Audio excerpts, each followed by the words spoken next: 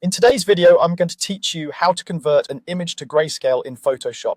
By the end, you'll know exactly how to remove color the right way and understand what's happening behind the scenes so your results look clean and intentional.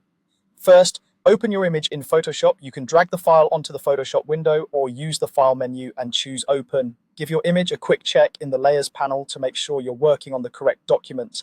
If this is an original you want to keep in color for later, it's a good idea to plan on saving a separate copy once the conversion is done.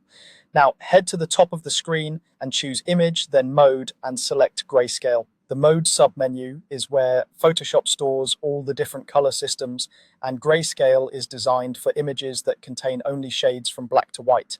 This is different from simply desaturating an image. You're changing the entire document mode, which is more precise and often lighter in file size.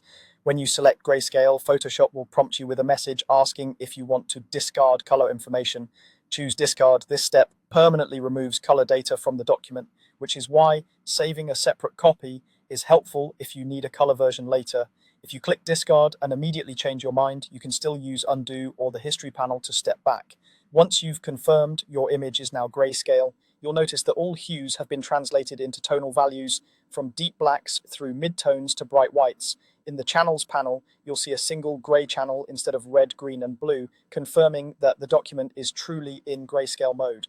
This is ideal for print workflows that require a grayscale file or for creating moody black and white visuals without carrying extra color data. If the image looks a little flat after conversion, that's normal. You've removed color contrast, so tonal contrast becomes more important.